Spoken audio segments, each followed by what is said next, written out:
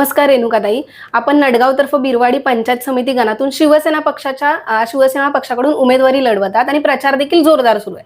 तर कशा पद्धतीने तुम्हाला जनतेचा प्रतिसाद लाभतोय? प्रतिसाद अतिशय चांगला आहे. आपले मंत्री भरतशेठजी गोगावले साहेब यांनी जी विकास गंगा आपल्याकडे आणलेली आहे, आपल्या मतदारसंघात आणलेली आहे, त्या विकास गंगेला प्राधान्य देऊन लोकांनी आपल्यावर विश्वास ठेवलेला आहे आणि अतिशय छान प्रतिसाद आपल्याला सगळीकडे मिळत आहे. नडगाव-तर्फे बिरवाडी गणातून दस्तूरखुद्द मंत्री भरतशेठ गोगावले यांचे सुपुत्र आणि युवकांचे बुलंद तोफ म्हणून ज्यांना ओळखलं जातं असे विकासशेठ गोगावले उभे आहेत. तर याचा फायदा तुम्हाला या निवडणुकीत होईल का? नक्कीच होणार आहे. युवकांचा बुलंद आवाज विकासशेठ गोगावले आहेतच, शिवाय त्यांची निर्णय क्षमता सुद्धा चांगली आहे.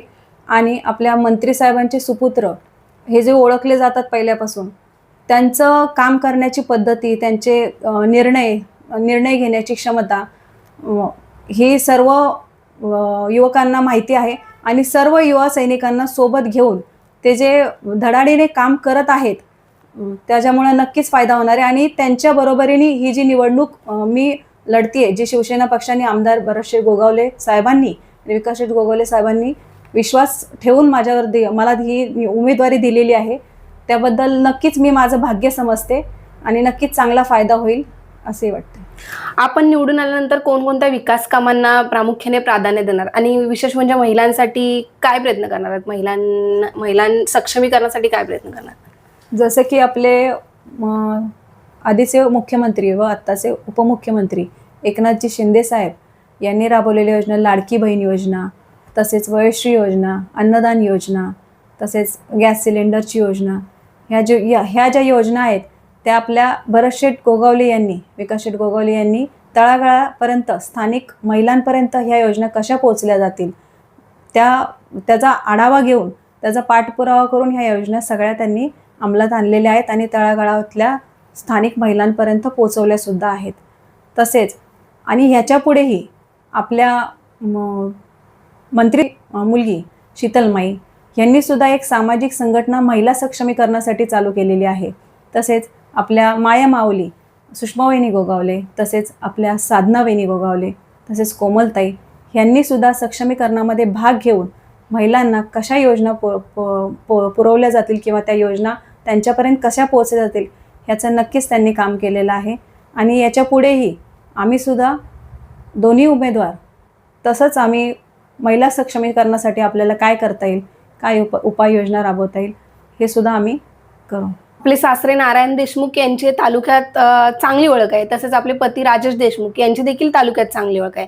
तर याचा फायदा तुम्हाला होईल का या निवडणुकीत? नक्कीच होईल. माझे सासरे आज बरेच वर्ष शासकीय सेवेमध्ये कार्यरत होते, शासकीय कर्मचारी होते. तसेच त्यांचा सामाजिक कार्यामध्ये खूप मोठा सहभाग आहे.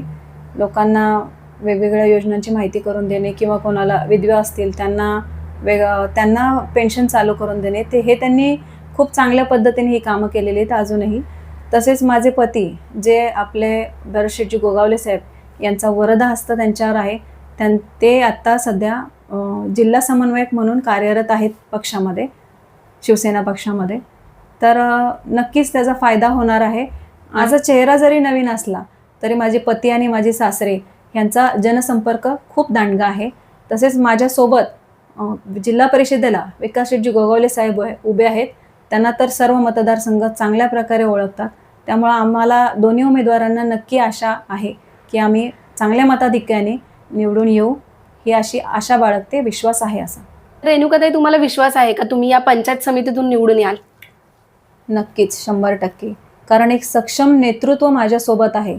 आपले विकासशेठजी गोगावले साहेब हे जे सक्षम नेतृत्व आहे, तसेच आपले भरतशेठजी गोगावले साहेब यांचे विकास कामं जी त्यांनी धडाडीने सगळीकडे केलेली आहेत, सगळीकडे राबवली आहेत, तळागाळापर्यंत पोचलेली आहेत ही विकासाची गंगा, त्याच्यावर विश्वास ठेवून मतदार राजा नक्कीच आम्हाला मतपेटीतून त्यांचा अमूल्य असा आशीर्वाद नक्कीच देतील. दोन्ही उमेदवारांना नक्की मोठ्या मताधिक्याने विजयी करून देतील, ही नक्कीच आशा बाळगते.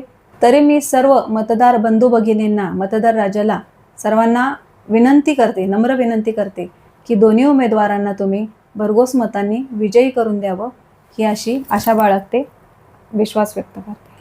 तर या होत्या रेणुकाताई देशमुख. त्यांनी आपल्या तेज मराठी न्यूज चॅनल्सला प्रतिक्रिया दिली असून त्या नडगावतर्फे बिरवाडी पंचायत समिती गणातून निवडणूक लढवत असून त्यांनी जिंकून येण्याचा विश्वास व्यक्त केला आहे. धन्यवाद रेणुकाताई. आपल्याला पंचायत समिती सदस्य म्हणून हार्दिक हार्दिक शुभेच्छा. धन्यवाद. खूप